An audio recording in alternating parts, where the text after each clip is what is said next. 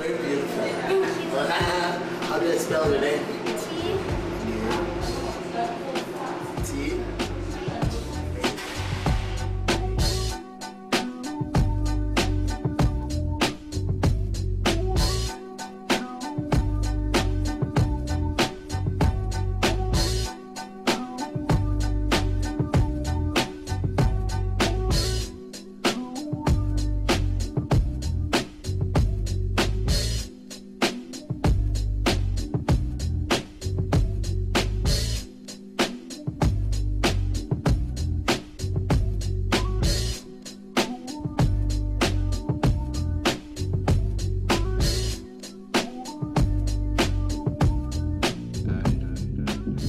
Why did you choose those certain speakers? Is there a reason why, like, I want Prophet Gumede, I want Cyril Ramaphosa on this line? Our seminars are themed all the time. The previous one that we had with Tony Gaskins, Putimani, and Mama Nomonda Scott, or Salmus Lady, Timothy Maurice, was about living your purpose. It was a living your purpose seminar. We want to encourage people to, I've turned my passion, which was music, into, or my passion has led me into my purpose. My purpose is to serve. I'm a social entrepreneur. I make money out of empowering other people, be it through knowledge, through education with bursaries, through the message that I speak out of my mouth, and through just living my own life. I show people that you can come out from education. I didn't go to a private school. I ran a spaza shop at age 12. I was stabbing the eyes at age 14, and I can't see with my left eye, which is what people don't know.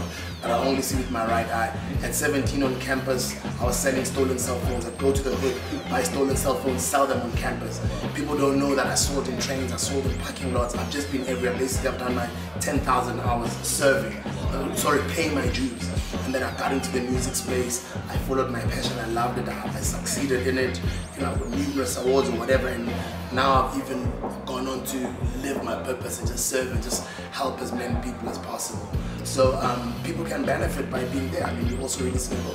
Now, the reason I was coming with that background, I was trying to say to you, Living Your Purpose seminar, we choose people that represent that. That's why you can't come to a seminar and be sold to. A lot of other seminars, people go there and then the speakers are selling you, hey, buy this thing for 39,999. You only have 2 minutes to buy it, it'll change your life. We don't do that. We don't sell to our people. We get them to buy tickets, they get goodies out of buying the tickets, and they get the knowledge as well. So that was the Living Your Purpose seminar that we've just done. This one on the 2nd of December, the theme is taking care of business. So the reason why we chose this is because these are people that have been able to create wealth. Me and you are chasing to become rich one day, and we're working hard. We're probably on the right track because we've got the right mind and the energy, we're hungry. But I'm talking about people that have surpassed being rich, people that have created generational wealth. And that's what these people have done, and that's the reason why we chose them. I know that you've been pushing Read a Book movement with the Yes. Tell us about that. Just in a short, yeah. Just tell about that.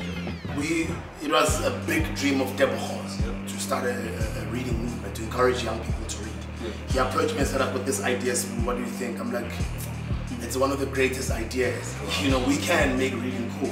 I mean, people want to wear, whatever we wear, people want to wear. Whichever way, you know, the way we speak, people want to speak like us. So if we promote a good thing, you're bound to, not necessarily get everybody, but you're bound to inspire a lot of people to start doing that thing. So I said, dude, let's coin the term intellectual swag and let's make it cool to read.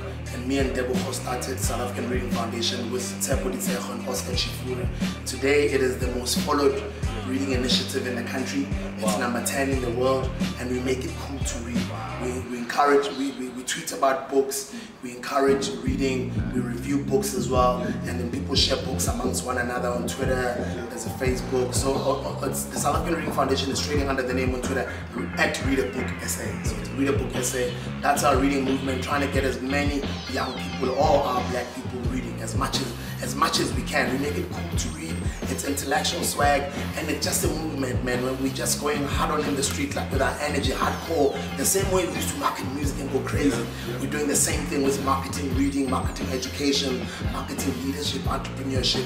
We just have a lot of energy, good spirits, and we just want to going the history books for having changed our youth. We're not complaining about the government, we're doing something about the situation that we're finding in our townships. We're not just commenting and complaining and pointing a finger in the hood and saying these youth are messing around, but we're doing something about it. When everybody's complaining about the education system in the country, we did something, or we're doing something about it through our foundation. When everybody's complaining about entrepreneurship or our leadership in the country, we're doing something about it. So I'd like to encourage young people out there to start now. Don't wait for the money. You don't even have to have money. We started with nothing. So they say the best entrepreneurs are people that see opportunities when others see obstacles. Your book launch, tell us about that. You launching your book, why did you decide to write a book? And then tell us more about the index of the book, what people can expect from the book, and then how can they get the book. I just feel there isn't one formula to be successful. It happens differently from different people. But I just know when your heart is in the right place, when you've got the right mind and you've got the energy to put in the work, you will achieve things. But it's also a responsibility of those that have sort of done some positive or have acquired some sort of success in their lives to be able to share the knowledge with the ones that are coming up. Oftentimes a lot of people write books when they're in their 40s and their 50s, and that's when they start foundations. I don't know any other 34-year-old that's been running a foundation for the past 8 years. I started it in my early 20s, and we currently have a lot of success stories as far as our foundation is concerned. 16 graduates that are now working that we are able to trace. Some of them I don't even know the people that have helped. I sometimes get emails, people telling me of how the bursaries that we've offered them has helped them. Now they're studying overseas, or now they're chartered accountant or whatever. Now I did that from when I was young, but all the way to growing to become who I am today. I want to share with people. I want to say you can start a foundation, you can formalize it, you can get donors, you can get funders. You don't even have to have money to start a foundation. We started with nothing, just going to schools and speaking. I want to share with people that I only see with one eye, but I've been able to be the person that I am today. Black Coffee is the same case like myself, as far as success is concerned, that you don't have to be only able, even disabled people. I mean, look at Lucas Sitol, he's a Grand Slam champion in tennis. I mean, look at Oscar Pistorius, apart from the drama, but he's done extremely well with no legs, So I'm sharing with young people to say, this is what I've done, these are the mistakes I've made, these are my failures, and this is the road that I chase, sort of a blueprint to say to young people, check out my story, this is how it is. You can be better than me, don't repeat my mistakes. But then it doesn't only end with my story. I went on to other leaders as well who've done it very well in their lives. We all know Dr. Tim Debela is a mining billionaire. He owns Sikoko Group, the listed company. And Dr. Tim Debela used to sleep in trees. He used to walk 20 kilometers to go to school. I know it sounds cliche, but it's actually the truth. He was part of Umzabalazo back in the days. He was a teacher. He'd wake up in the morning selling bus tickets, trying to raise money. And he never had money to eat at school, but today he's a billionaire. His story is in my book. She's Putima Hanyele. She's young at the age of 40. She's CEO of Shaluka. How many companies they own, as I was saying earlier on.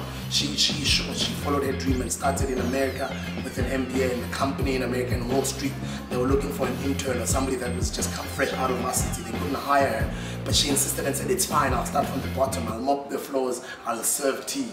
7 years later, she was the vice president of a listed company in Wall Street in New York in her early 30s, and that's an amazing thing. And she's a Harvard graduate. I mean, those are people with interests in South Africans to be celebrated. So all of these different leaders and chapters, they are in my book. It's a leadership book called The Beginning. It's a leadership 2020 book, and the foreword is by Msholozi, our president. He basically has endorsed our movement, he's wishing us well, he's congratulating me on the work that we've been able to do. So it's a good book that you need to have. And one last thing that I need to mention about the book is we sell the book for 200 Rand everywhere where you find it. Now, we're not going to sell this book just in our CNA and just only exclusive bookstores. We're going to be selling it in taverns, we're going to be seeing it in the streets, you're going to be seeing it at parties and mapeshini. It's a book that's just going to be everywhere. It's just going to change the game. They say black people don't read, and we just want to try and change that mindset, And you can order the book from us for a lesser price, very cheap price. Take that stock and go on sell it, but you can't sell it for more than 200 Rands. So if you're buying it from us, depending on how many copies you're buying, if you're buying 100, you buy it at a certain price. If you're buying 1,000 units, you buy it even lesser price, and then you can go on sell it for 200 Rands and make yourself some profit. That's a pretty good idea. I think they can give them the contact details and everything to order. Yeah. info@leadership2020.co.za. So the 2020 is numerical, so it's leadership2020.co.za. That's the email address, info@leadership2020.co.za. And if you are experiencing any problems, we will reply your email go to www.leadership2020.co.za. That's our website. That's where you can find us. Guys, don't forget www.leadership2020.co.za. You had to attend seminars, hang around good people, and just read.